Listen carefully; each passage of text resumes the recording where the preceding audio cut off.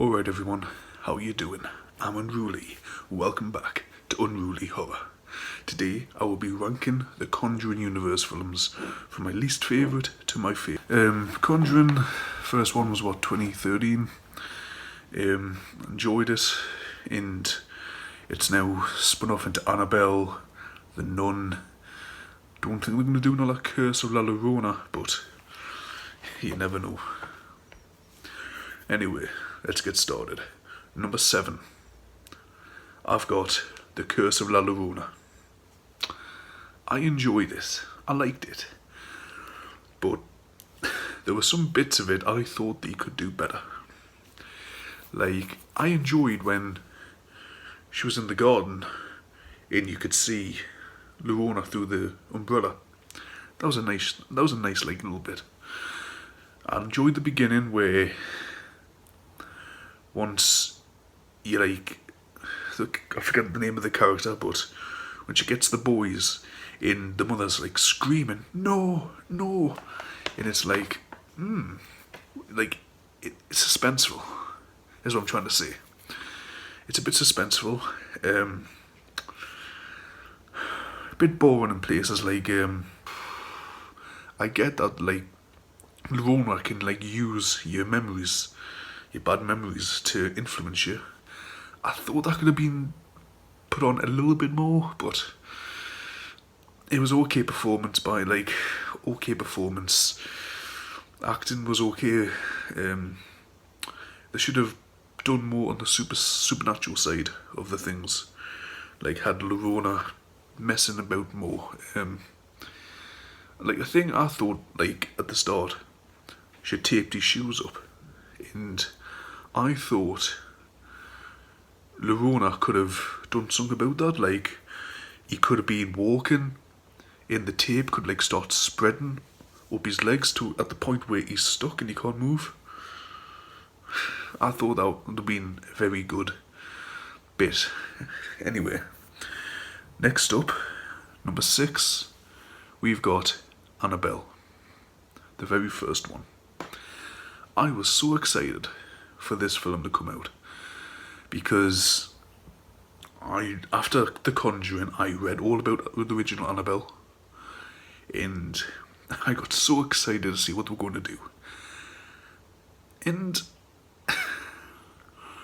I liked the film, but it was a bit slow paced, just a little bit slow paced. The thing I don't like with the Annabelle series is with Chucky. On the very first one, Child's Play, you don't see him move a lot until he's revealed as a killer doll. But we know Annabelle is behind it, and you don't see her move. I will point this out in the other Annabelle films, but it would have been nice. I mean, it's good that they got the Charles Manson and all that kind of stuff, like entangled with it, like it was an actual cult, and that's how Annabelle got possessed. But just to see the doll move instead of seeing the spirit, like the black demon, ghost, like it would have been so nice. Like when during the apartment block scene where the drones are coming down of like the pram getting smashed, it'd have been so nice to like see a dashing figure, something of like a kid. That would have been so good. Oh. But overall, it was an okay film. Next up, number 5, we've got The Nun. Now, I'm not going to try and pronounce her name, because every time I've practiced, I've butchered it. I'm just going to say Vera Manga's younger sister. Talish. It's like KSI and Mural, I can't say it. I like The Nun as a good backstory of The Conjuring 2. Because obviously it came out after The Conjuring 2. It was nice to get like how it could affect other films, you know what I mean, in the series. Because they're all linked together. And that's The Nun, I think the problem I've got with it is the Mother Superior. Spoiler alert, by the way, just gonna a few seconds if you haven't seen The Nun. I know that they're all dead, and every single nun there you see has already been killed by Valak. But what I don't understand is why wait so long to reveal yourself and come after them. They've literally been there for days. It's like, what you doing? It's like a slow moving, they're dead, they're my puppets, how long can I drag them? It's just, Valak, as the demon we know, would have killed them immediately. The nun's dead, the others are dead, they're just skeletons. And it doesn't really explain what the nun is doing, how she's controlling all those bodies. Because she's not really possessing them, so how do they look alive? It's a good story, don't get us wrong, I like the story, but I would like a bit more explanation of Valak's abilities. Next up, number 4, we've got Annabelle Creations. Now, this was one of my favourite ones. But you need to write the list, go really think. I liked how it's a prequel to Annabelle. I'm trying to think. How it shows the origin of the doll itself. Not the ghost or anything, but the doll. Why it was made, how it originally became possessed. And the mystery is good. Especially the bedroom scene where the two girls are under the blanket and they're telling ghost stories and the ghost story comes true. That's a funny little scene to watch. I like the bit where it's there is a lot of good scenes and a good story, in giving the main character a disability that will come back to bite her. It was good. I like the is it meant to be Valak? Just quick side note. Because when she just gets possessed by Annabelle, you see a nun wheeling her into the barn. Is that going to be Valak or is that going to be Annabelle? Are they teaming up? Is it a tag team? Are they going to be women's champion in WWE? Because it looks a bit like it, but even though it's meant to be a version of the nun who was with them. I like the ending where his fingers, he's holding the cross and the thing. I've got a cut on my hand and I've just pressed it. Trigger warning.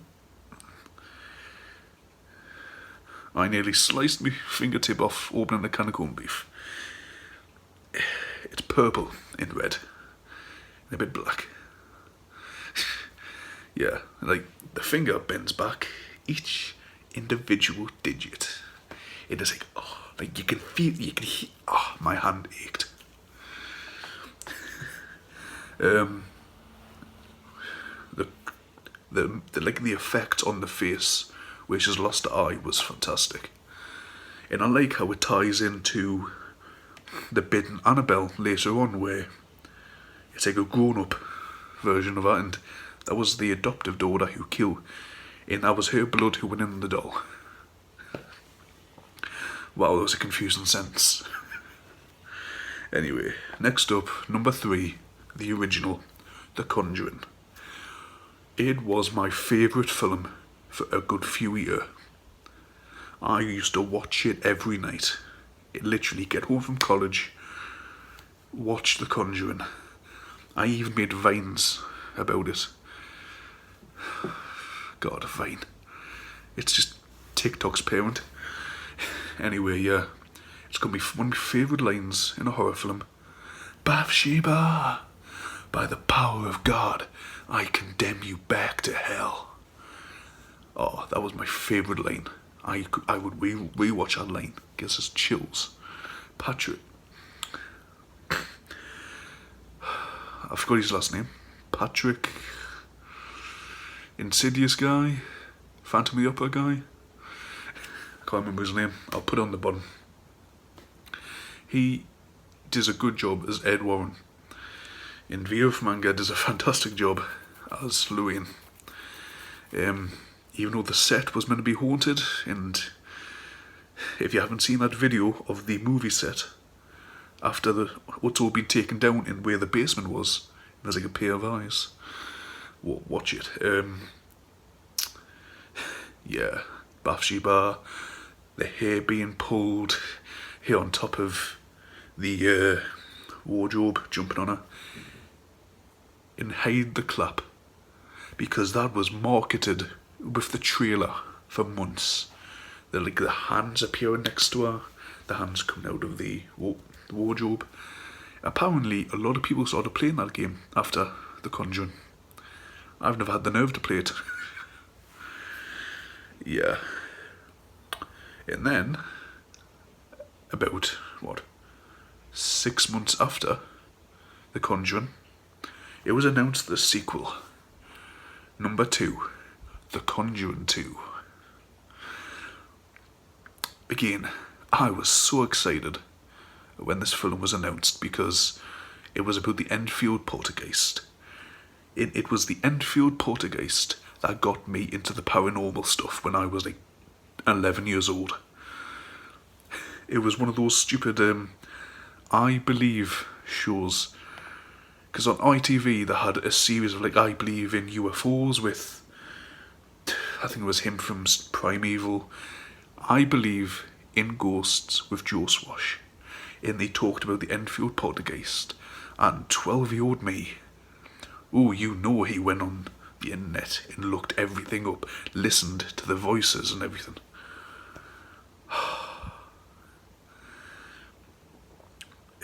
They did a good job. They did implement elements of the original Enfield story.